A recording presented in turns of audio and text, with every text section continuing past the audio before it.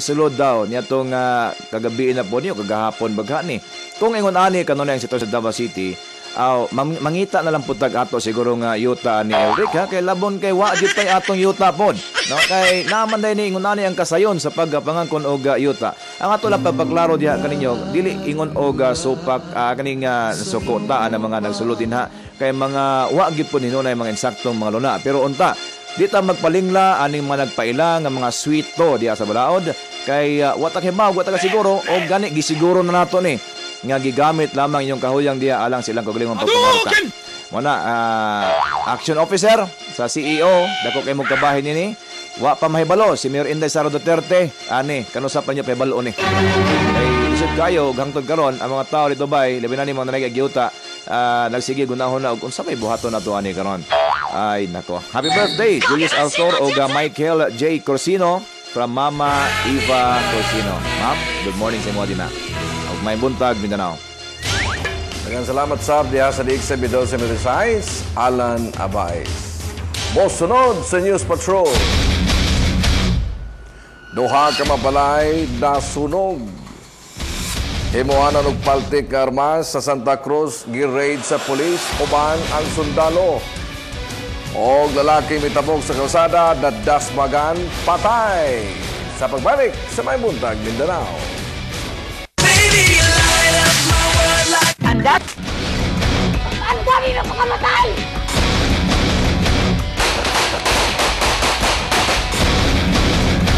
Pasista! Pasista! Ang ka naman tubig mo!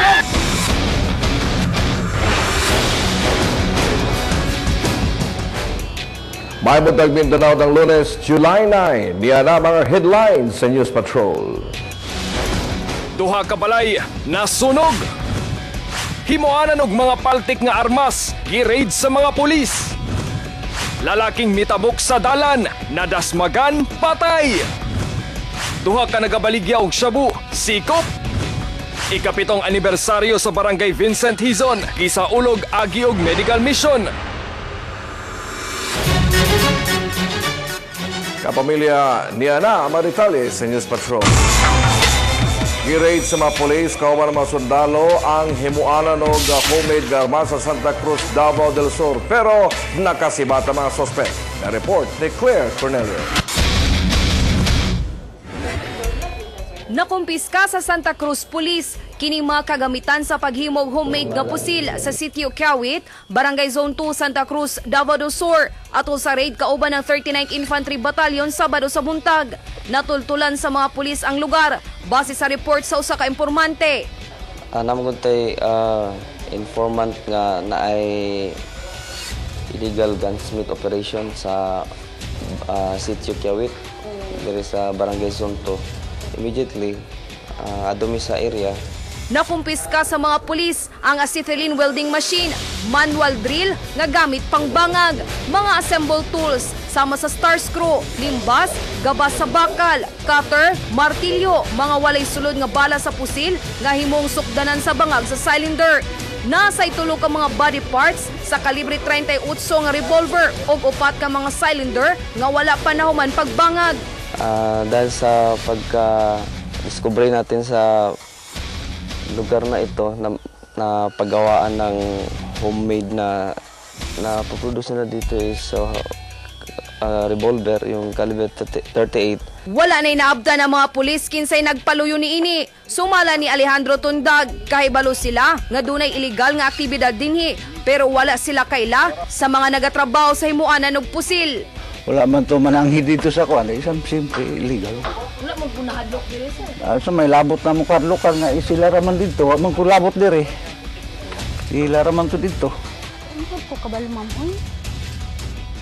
Naraman gud mi diri sentro di kami mag-adto-adtoan dito sa kuan. Ginaila na sa Santa Cruz Police kinsa ang nagpaluyo sa illegal nga buhatanan og pusil. Claire Cornelio, ABS-CBN News. Karon nagkadool na ang deadline sa moratorium, mihangyo ang mga payong-payong drivers nga hatagan pa sila og dugang panahon aron mag-convert sa closed cab ang ilang mga payong-payong. Na-report ni Hernal Tokmo. Hindi yung nagingintay ng moratorium.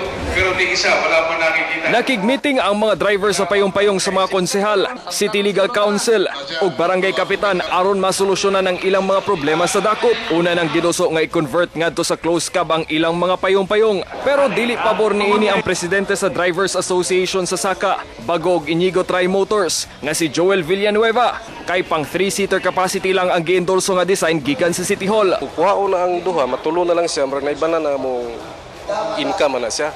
Una nga dili gid ni uyon anang gi-propose nga sidecar nga design na ihatag sa amo nga ipakuan sa mga payong-payong. Gawas sa pag-convert sa mga payong-payong, giawhag sab sila nga mokuha og prangkisa aron mahimong legal ang ilang operasyon. Pero mihangyo ang ubang driver kay malisdan sila labi na sa mubo nga panahon nga gihatag kanila. The design only. They can make it lighter, they can make it heavier, depende sa ilaha. Basta ang importante is the color and the design. Actually, ang nakabalo na sila nga ang highway gibawal gid na. Ang moratorium nga gihatag sa atong mayor isa ka bulan pero pwede likayan gid nila ang highway kay naaman ko di ang disgrasya diha. So ang gilikayan ba sa atong mayor nga ang disgrasya labi na ma-involve ang mga bata, mga estudyante. Dili gyud na makaya nga kanang bigla-bigla. Katong sa gistorya sa mong kauban nga tulo ka tuig among pangayo nga extension kana siya murag taas na nga panahon nga gihatag sa mga nga privilege. At least kada tulo ka tuig makahimo na mig kabana. Aron maminusan ang ilang gasto, misaad si City Councilor Edgar Ibuyan nga muhatag siya og tulo ka mga welding machine ug usasab kay City Councilor Jackson Reyes aron magamit sa pagbuhat sa ilang mga close cab. Bisod na sila kay wala may kung may kwartang asosasyon, so di na kayo sila magbisod. Kaya naman sila yung welding machine. Gitakdang karong Lunes, magpasa og resolusyon ang asosasyon sa mga drivers ngadto sa opisina ni Mayor Inday Sara Duterte kabahin sa ilang mga hangyo. Gipaunahan ni Mayor Inday Sara Duterte ang activation sa mga reservists sa Davao City. Ang report ni Claire Cornelio.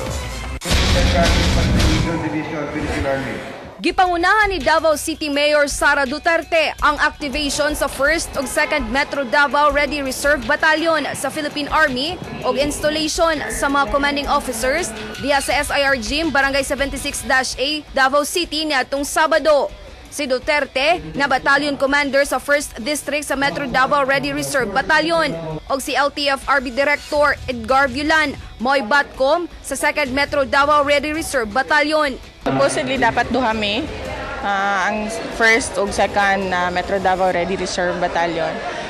But the commanding officer of the 2nd Metro Davao Ready Reserve Battalion cannot make it, so ang na-install lang isa ko. Gipasidunggan sab si Mayor Duterte tungod sa suporta isip usa ka training directorate sa basic citizen military training sa mga reservist, pagserbisyo sa disaster response operation and rehabilitations ug uban pa. Importante na makahibalo sila o matrain sila for that. Mauni sila ang ato ang mga kamot ug tiil na matawag ug dali-dali, especially pag kinahanglan nato og daghan kaayo ng mga tao.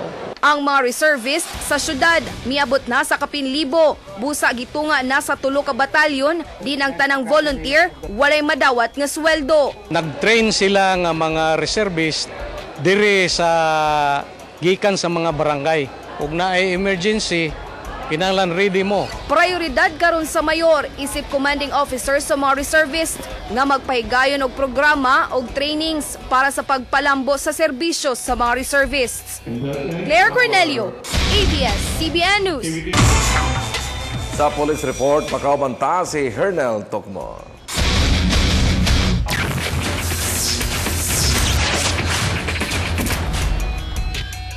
Kapamilya niya na ang mga detalye sa Ronda Patrol. Duha ka gitudlong tigpayuhot sa ilegal nga droga sa Agdao, Davao City ang nasakpan sa gihimong buy-bust operation. Niyang report.